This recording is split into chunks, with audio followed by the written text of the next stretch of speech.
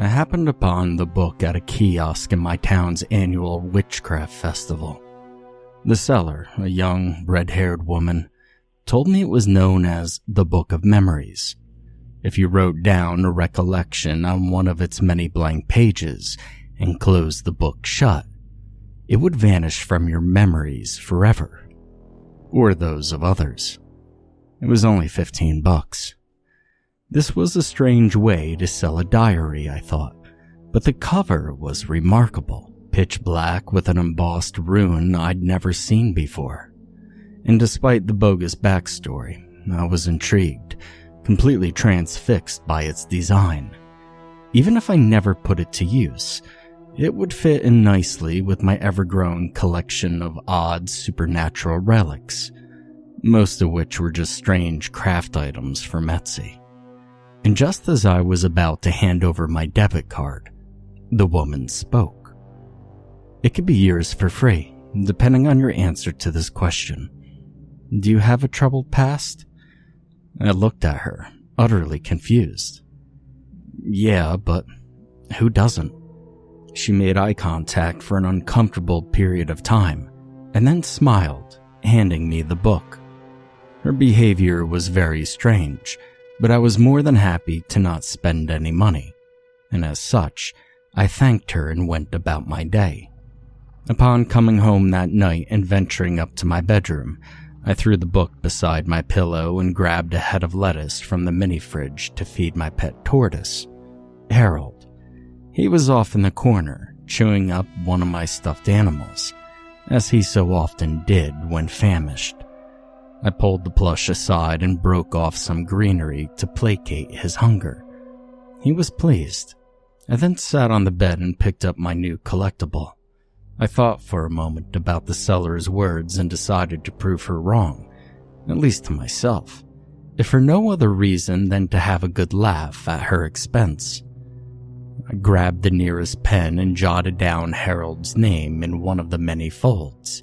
I then shut the book and waited. I looked over at Harold, eating his lettuce. I was not startled by his presence, knowing exactly who he was, and remembering every facet of his life. My parents gifted me him as a youngling before their untimely passing. I was very close to them, so the time immediately following their funeral was truly trying. Harold was there for me, and I fell in love with that stupid green face of his. He kept me company when I was at my worst and provided a shell for me to cry on. You could say that he saved me, in a way, a torch that guided me through dark times. But Harold was no youngling anymore. His surface area took up a decent portion of floor space, similar in size to a large tire, and I watched as a bit of lettuce fell from his mouth, and then chuckled. Cute, silly Harold. And in saying this, something happened. I choked on my words. I still knew my pet tortoise, but could not for the life of me think of his name. I panicked but looked over at the herb garden on the windowsill, a place for his treats to grow in the sun. Above it was a sign I'd made. Harold's Garden. The name was completely new to me. I'd no memory of ever having come up with it. The book didn't delete him from my memory, only his name. But it actually worked. Was the woman at the festival a real witch? You see, this was a shocking revelation. I now had the power to erase any of my memories with the flick of a pen. Or those of others. I remembered the woman's words. She specifically said it could erase my memories, or those of others. But how could I do the latter? I scoured the book for clues and came upon a page at its end with a different format than the blank ones before it. Person, memory. I thought for a moment. Excited, an idea came to my mind that I quickly acted on. After turning on my TV and flipping over to the news channel, I put my theory to the test. In the top box, I wrote the anchor's name. In the bottom, the memory of how to speak. Cruel? Yeah, but I desperately needed to know, and half expected it wouldn't work. Upon closing the book and opening again, the ink vanished, and I patiently waited for a result. In the matter of moments, the anchor stopped talking and bore a look of intense confusion. He continued to open his mouth, but no words came out. Eventually, the footage was cut short due to technical difficulties. Wouldn't you believe? It actually worked. This was my chance. I could now do what I always dreamed of doing, and I wasn't going to wait another second to put my plan in motion. The door to his house was locked, but it was easy enough to bust open. There he was, a pitiful excuse for a man, relaxing in front of the TV, as if he had the right to do so. Surprised by my arrival, he questioned me. "Who are you?" He stood up and began walking to my position. I was prepared for this, having already written in the book, and after shutting it, his legs gave out, as he completely forgot how to walk. He now had the motor skills of a toddler and was helpless to my attack. He cried out, but this was futile. Another quick bend of the book's binding kept him from ever speaking again, and now he could only listen.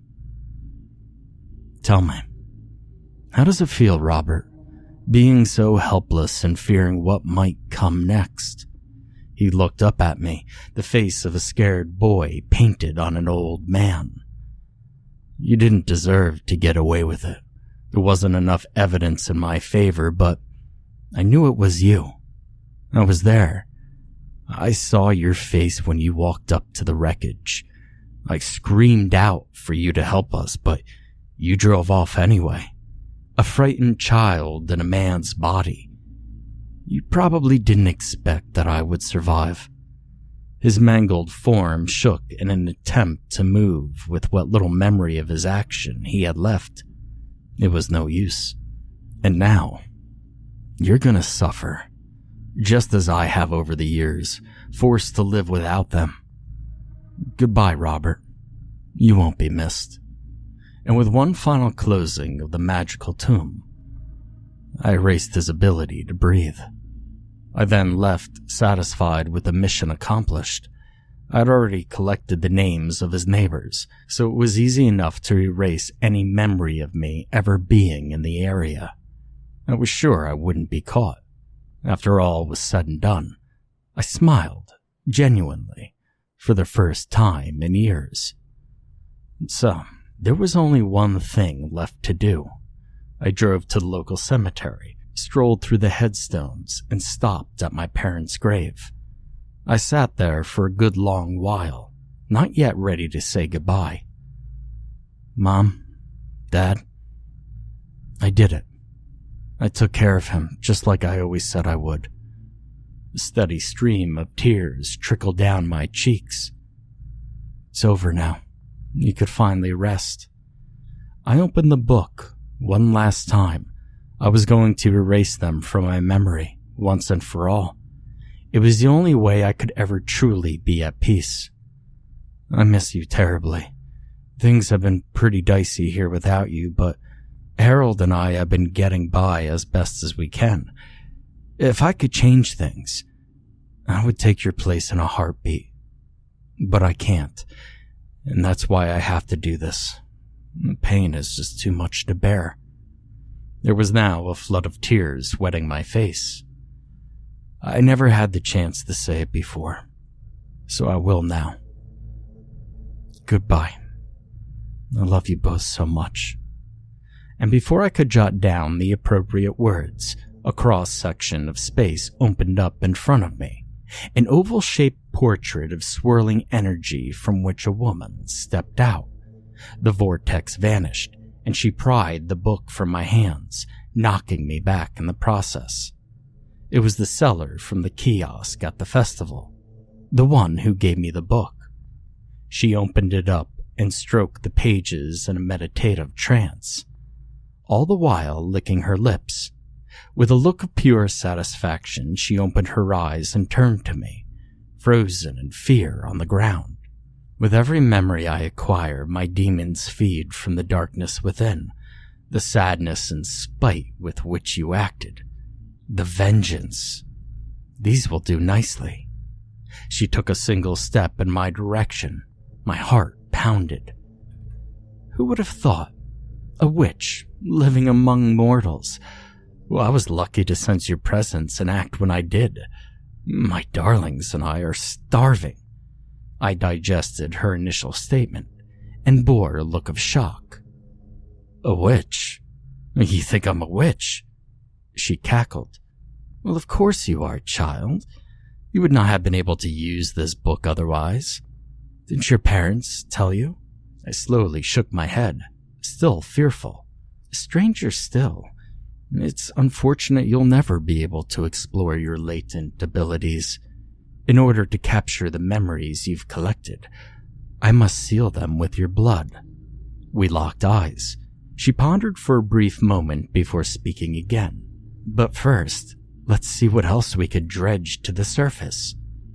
And with great precision, her hands moved in a circular motion, a fantastic glow pouring from her fingertips. She drew an intricate design in the air, the same one from the book's cover. She finished by flicking it over to me. I tried to run, but the rune flew at a velocity my legs couldn't hope to match. Its glow enveloped me, and I could no longer see anything else. Then it dissipated, revealing my new surroundings. The woman had inflicted me with a visual illusion, and at the time, it felt all too real. My parents, they were alive. They were sitting at the dinner table in my childhood home. The food was delicious. Company, even better. We talked and ate for a long while, for a time frame that could never have been long enough. I was happy. But then the thread was pulled, undoing the charade. The expressions on my parents' face changed abruptly from smiling to stoic. They stared directly at me, piercing my soul with empty eyes. My father spoke first. Why did you live? My heart fell back in my chest. I couldn't respond. My mother chimed in and broke the silence. Why didn't you save us? And before I could even hope to form a reply, they stood up from the table and walked around to my sides. They then lunged at me, to which I winced and took cover beneath the haphazard safety of my own arms. There was no attack. I unraveled myself and was greeted by a new environment. I was back at the cemetery, but not in my own time. It was another memory, one I would have sooner died before reliving. The funeral was just as I remembered. In the particular portion I was experiencing, I had asked the guests and other associate parties to leave.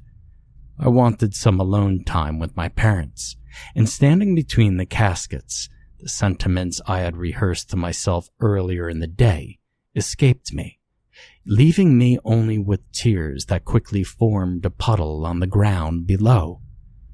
I couldn't bear their sight any longer. The mortician did a wonderful job of hiding the wounds, but no amount of makeup could hide the feeling that resonated from their corpses. I stepped away to gather the other guests, ready to lower my family into the earth. And this is when the memory diverted its course. Hearing a rustling behind me, I turned back to the coffins on display at the edge of the cemetery. The guests had magically returned, and were now standing as still as ever, staring me down with sullen faces. My parents had risen from their caskets and were standing at the front of the crowd with blackened eyes. They all moved towards me. I tried to escape, but they were always there. No matter where I pointed myself to run, they quickly surrounded me and closed in, and I screamed. The scene melted away and I was back in my own time, standing opposite the mysterious woman. Perfect. That fear and anguish you feel. It's such a wonderful taste. My darlings and I will feast for a whole year." She licked her lips some more. "Now, the fun part. It's time to seal your memories away forever. You must perish." A wicked smile danced across her face. I trembled as she reached her arms out to attack. And that's when the most peculiar thing happened. Another tear in space opened up directly in front of me. Harold trotted out from the void. He extended his neck and opened his mouth, out from which a green blast was expelled. The woman barely had time to dodge the blow, her smile now replaced with a look of surprise. "You have a familiar." She adjusted herself and sent a glowing black bolt of lightning at Harold. He retreated into his shell and spun in place on the ground, deflecting the attack. He came back out and immediately craned his neck back to see me. I can't explain it, but I swear he was making sure that I was okay.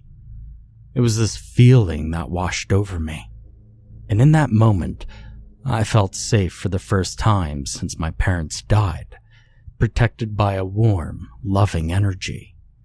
Harold turned back to face the sorceress. He awkwardly galloped to her. From his mouth, he shot an expansive blast of green light, filling my entire field of view. I didn't cover my eyes in reaction to its brightness. It was somehow soothing to look at. I was captivated by its glow, and when it made contact, it shrunk to outline the woman's form. Her shape writhed within before the light finally faded, revealing only a skeletal structure left that disintegrated to ash and fell to the earth below. I directed my attention to Harold. He was back in his shell. Was he okay? Had he exerted too much energy? I rushed over, panicked. I'd never seen him so still, even when he slept. Now I didn't know what else to do, so I just laid my head on him while tears rolled down his sides. "Please, Harold. Please. Don't disappear like Mom and Dad did. You're all I have left, and I still need you." There was no movement. "I can't do this without you. You can't leave, okay? Do you hear me in there? Come back." Harold's limbs and head slowly slid out of the crevices of his shell. He nuzzled up to me with what little strength he had left, clearly exhausted. I let out a shriek of joy and hugged that stupid green face of his. The nightmare was over, and we could finally go home and rest.